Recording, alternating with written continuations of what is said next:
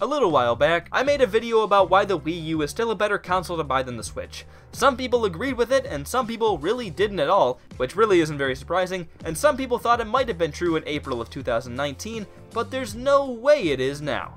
We got Animal Crossing, you idiot. So I thought, what the heck, let's make some more outrageous claims about the Wii U. So here we are. I still think the Wii U is a better console to buy than the Switch. I know it might sound a little dumb, but I really do think it's true. This is not a joke, by the way, I'm serious. So I'll break it down and do some comparisons on the systems themselves, their prices, their features, and their games, and we'll see which is really the better console. Hello all 2,400 of you, I'm Redkwan, and this is why the Wii U is still better than the Switch. So let's start with the systems themselves. How do they compare? Well, it might seem like the Switch has the clear advantage here, with the Switch being able to be taken on the go, and the Wii U being known for being kind of a lame concept, but I don't think it's so clear-cut. Yes, the ability to play on the go is a big deal, but the Wii U has some ability to be played off the TV, and although you can't take it anywhere like the Switch, it still has that ability within a short range. And while the Wii U's household range might seem limiting, it seems to me like a very large proportion of the time people play handheld systems is in different areas of their house. Being tied close to the TV is a little annoying, but in that range is where a lot of the need for portability comes from anyway. Plus, because the Switch is a console, the base Switch is actually not very well designed for portability. It's too big and exposed, so it requires a pretty sizable case unless you just want to risk carrying it around. There are certain situations where it would come in handy to take it somewhere, I don't deny that, but the vast majority of people aren't going to be taking this thing wherever they go, so I think the on-the-go advantage isn't nearly as big as it may seem at first, although it is useful from time to time, or for the minority of owners who want to take it with them everywhere. So the on-the-go thing is an advantage, but I don't think it's as big of one as people make it out to be. And the Wii U also has some big advantages over the Switch. It would seem like having the ability to be taken on the go is a positive all around, but it actually hurts the Switch in a few ways. One of the biggest problems it causes is comfort. Some people might find the Switch to be fairly comfortable, but with the completely flat design of the system and the Joy-Cons, it can be a little annoying to hold. Even in the Joy-Con grip, it's not the most pleasantly designed thing. You can certainly deal with it and it's not a big deal, but despite what people say, the Wii U gamepad is much more comfortable, and its Pro Controller is much more affordable than the Switch's. If you haven't actually used a gamepad and you think I'm just making this up, I would ask that you don't judge its comfort based on its looks, because it looks pretty stupid, I won't lie about that. Also, speaking of controllers, the Joy-Cons definitely aren't ideal. Now don't get me wrong, Joy-Cons are really cool in theory. Controllers that form a system on the go, can turn into a controller at home, and then can be split off into two controllers when needed is a very cool idea. The problem is, because they need to be usable in all three areas, they aren't that great in any of them. I already mentioned that they aren't super comfortable in handheld form or in the grip, but playing with them sideways takes the cake for ways to be annoyed with Joy-Cons. If anyone plays with sideways Joy-Cons on a regular basis, I feel very sorry for you. Stay strong. And that's not even mentioning that half the time, the Switch doesn't even recognize you're moving the analog sticks. The drift might not be a problem forever, but for now, Joy-Cons are pretty annoying to use, they're not that comfortable, and it doesn't seem like Nintendo's really trying to fix this stuff. The Switch has plenty of other issues too. Kickstands that don't really work, scratches from docks, and all those types of things. And all of those problems stem from the Switch being a portable. The Joy-Cons acting up, kickstands falling out, Switch getting scratched, and controllers being uncomfortable all comes from the fact that the Switch is designed to be a home console that can be taken on the go. It's a nice feature, but is it really worth all these problems, especially when a lot of people don't even use the feature? A huge portion of Switch users pretty much exclusively use their Switches in handheld mode, and a decent portion only uses their Switches in docked mode. Nintendo did a survey back in late 2017 about how most people play their Switches, and 30% said they played primarily handheld, and 20% played primarily console. So for 50% of Switch users, the switching feature isn't even that useful. And I would bet that as people have had more time with the Switch, and the switching feature has lost its cool effect, more and more people are playing primarily in one way or the other. Based on what I've seen from people, that might be up to 60 or 70% now. And if that's the case and switching isn't really all that important, I have to imagine it would be better to just have the Switch Mini and a Switch that works only as a console. You can make it cheaper and you can get rid of all of these problems. The Switch could be taken on the go, and that's a neat feature to have, but is it really worth it when it comes along with scratched switches, bent switches, dumb kickstands, uncomfortable base controllers, and most importantly Joy-Con drift, when in all likelihood less than half of Switch owners actually switch between modes at all? Personally, I'd rather have a comfortable, reliable home console that can be played off the TV within a short range, with the Wii U, than an unreliable system with hardware issues that's not as comfortable, but that I can play both on the TV and as a handheld, even though I'm probably rarely going to use the feature. And to add on to all of that, the Switch isn't even that great of a handheld. It's too big and thick to be carried around easily, and it's a little bulky for playing games with. It's very powerful and it has home console level games, which is awesome to have on a handheld, but it's not really that portable of a portable. And what about the games? The Switch kills the Wii U in this department, right? Well, not exactly. Now, in my last video, a lot of people complained that it was unfair to compare the Switch to the Wii U because the Wii U was around for so long, and while I think it wasn't terribly unfair because I was talking about which was better to have at the time, I heard the complaint. So I'll compare the first 3 years of the Wii U with what the Switch has gotten within its first 3 years or so. Also, honestly, the Wii U is pretty much dead after 3 years, so it's not like it was that unfair to begin with, but whatever though.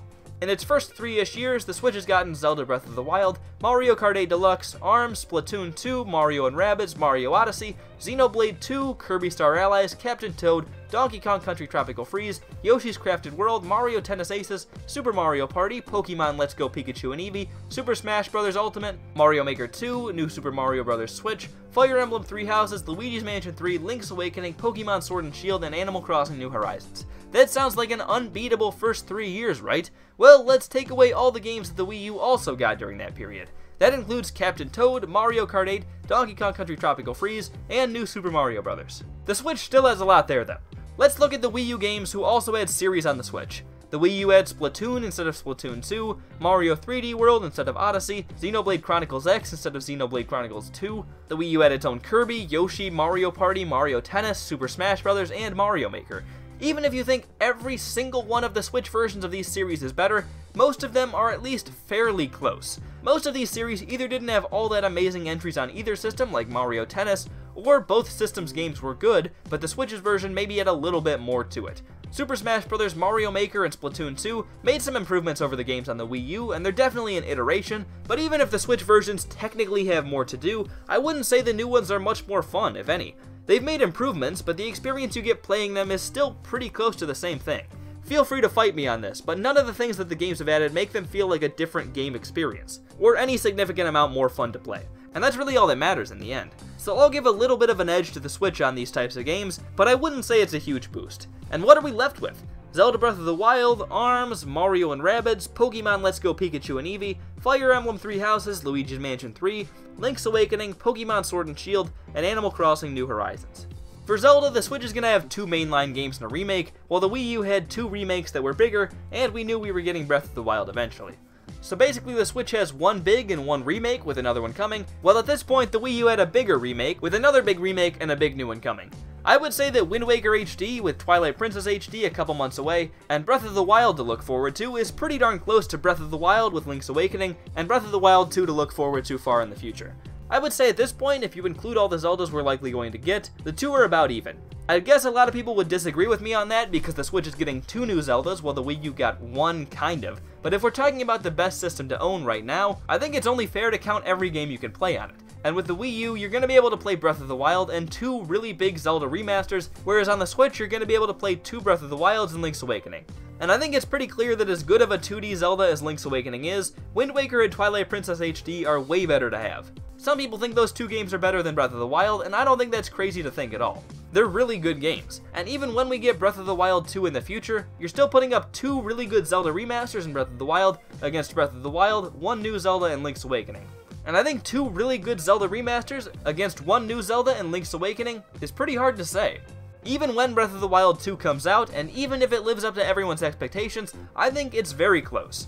As for the weird games like ARMS and Mario & Rabbids, people enjoyed them when they came out, but I don't think they're really a draw to the Switch at this point. And the Wii U had some games like that too, like Nintendo Land, the NES remixes, Wii Sports Club, Mario vs. Donkey Kong, Wario something, Smooth Moves, and stuff like that. They're fine games, but they aren't a huge deal by any means, and nobody's going to be buying the console for them. You rarely even hear people mention them at this point. The Wii U didn't have a Pokemon, it didn't have a Fire Emblem, a Luigi's Mansion, or an Animal Crossing, at least that we speak of. Get that out of here. And the Switch's Fire Emblem was received well, Animal Crossing was too, and Pokemon, I don't know, it's Pokemon. And people also liked Luigi's Mansion quite a bit. But the Switch also has no Pikmin game, which is a real shame, I think. I don't know. The Pokemon games on the Switch have sold really well, but aren't much more than 3DS Pokemons all over again. Luigi's Mansion was fun, but nothing too revolutionary. Fire Emblem was well received, but it only appeals to a certain type of player. And Animal Crossing is pretty spectacular if you're into the series, although it does have some annoying problems, and again, it's not everybody's thing. Pikmin 3 on the Wii U is a really good game, and I probably like it more than any game on the Switch. It's super good. The Switch still obviously gets the edge over this group too, because it's like 4 games against 1, but Pikmin 3 is a big deal that I think a lot of people underestimate. So wait, I've said that for games from series that were on both the Wii U and the Switch ones were a little better, and for the series that were only on the Switch ones were better. So then the Switch has the better games library, right? Actually, it doesn't really, because I gave the Switch a huge advantage. I counted every game on the Switch, even if it wasn't originally a Switch game. And if we are counting every game that's on the system, even if it's not original, which I think is very fair if we're talking about which system is better to have, then the Wii U runs away with it. The Wii U can play every Wii U game, obviously, every Wii game, most major NES, SNES, and N64 games. The Wii U is essentially an NES, SNES, N64, Wii, and Wii U in one.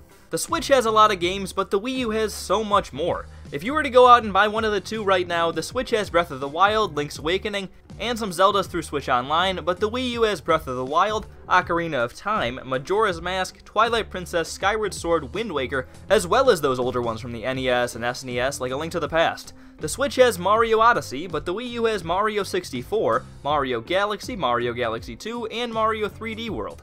The Wii U has Super Metroid and the entire Prime trilogy. It has an old Animal Crossing, the original Paper Mario, and Mario RPG, and Color Splash, I guess, but that's probably not helping my case. Old Star Fox games, old F-Zero games, Pikmin 1 and 2 as well as 3, Mario parties from when they were good, and so much more. The Switch can play Switch games and NES and SNES games if you pay for a subscription, but the Wii U has access to pretty much every console Nintendo has ever made. If you don't want to count the Virtual Console and backwards compatibility here, even though you should because these are all available to play on the console, then Wii U ports shouldn't count for the Switch. And if you do count old games, which I personally believe you should, then the Wii U absolutely still wins over the Switch. And again, this has nothing to do with the Wii U being out longer than the Switch. This is only really going off of what we've gotten 3 years in, besides like Breath of the Wild. And I highly doubt the Switch will ever be out long enough to catch up with 5 consoles worth of library. I'm being Pharisees. But Redkwan, the Switch actually has good third-party support. Okay, counterpoint, not really. First of all, people forget the Wii U had some third-party support in its first couple of years. It got a couple Call of Duties, all the major sports games, some Assassin's Creeds, and some other stuff like that. Need for Speed, anyone? Minecraft? Obviously, it wasn't good third-party support by any means, but is the Switch really that much better? It's gotten Skyrim and Wolfenstein, Fortnite, Mortal Kombat, some Final Fantasies, some 2K stuff, Cuphead. Really, it hasn't gotten that much support either. Beyond a mountain of indie games, although that's becoming more of a problem than a benefit at this point. Is it better than what the Wii U got? Maybe, but honestly, they're both pretty bad. Heck, the DS, which was way more underpowered compared to the Xbox 360 and PlayStation 3 than the Switch is compared to the PlayStation 4 and Xbox One, got way more of the big third-party games at the time. That's not even a joke. It got a couple Assassin's Creed games, 5 Call of Duties, 8 FIFAs, 9 Final Fantasies, Grand Theft Auto, Kingdom Hearts, MLB 2K, 6 Madden games, 6 Need for Speeds, and that's only to the middle of the alphabet. The DS is the true king of Nintendo third-party support. I'm getting a little off track, but I think it's really funny. Well, point is, the Wii U had bad third-party support. I'm not debating that. But the Switches, for the major games, really isn't that great either. And yes, the Switch has a good indie scene, but the Wii U had a fair amount of indie games too. And I might even say the Wii U had a better amount of indie games because they felt like they were filtered a little more, and it was easier to keep track of which were good and which were just mobile game rejects. And the Wii U wins in a bunch of other little ways too. The Wii U had an internet browser, it had the streaming apps like Netflix, and it probably even had a better online infrastructure without the online service and with features like Miiverse. The Switch is very successful and people really seem to love it, and that's perfectly fine. As much as it may seem like I was trying to bash it here, I don't think the Switch is bad by any means, and I would recommend getting both if you have enough money to. But between all the problems it's had from a hardware standpoint, all the features it still hasn't gotten that the Wii U had, and most importantly the games, where the Wii U has a massive catalog that has loads of games from every Nintendo console but the GameCube, and even some games from there, I think the Wii U is a better system to have. I would count games from the Wii and Virtual Console for the Wii U, and the Wii U ports for the Switch, because I'm just trying to say which is the better system to own, and if you own it, you have access to all those games. But even if for some reason you don't want to count that, I think the Wii U has at least as good of a games library, and it's an overall better system between its online features and reliability. And then there's the cost. Sorry, I know I'm sounding like a cheapskate because I am one, but you can buy Wii U games for about $20, which is like 50% off of the ports you'd get on the Switch. The systems themselves are cheaper, the controllers are much cheaper, the virtual console games are dirt cheap, and if someone as penny pinching as me is saying that, it's probably true. For example, getting what's often considered the best game ever made, Ocarina of Time, for $10, or the Metroid Prime trilogy, which people are dying to get on the Switch, possibly the best received game trilogy ever, 3 full Metroid Prime games for $20. And for anyone who thinks the Wii U is like $800, those are just the bundles that are still sealed. If you look below those, you can get a Wii U for less than $200 pretty easily. The Wii U might lose its online functionality fairly soon, and when that happens, it'll be a different story, and maybe the Switch will last for 10 years and keep getting games at the same rate. But at least for now, and until the Wii U's internet gives out, I think it'll be the better of the two consoles. Well, I'm Redkwan. Do you think the Wii U or the Switch is better? I keep trying to make these videos like half the length they turn out to be. I accidentally wasted my whole day writing out this absurdly long script, and it makes me upset. Maybe I should have made this a two-parter. Huh. Well, at least I can throw in a bunch of mid-rolls. Anyways, I'm Redkwan, thank you all for watching, and I'll hopefully see you all later. Goodbye.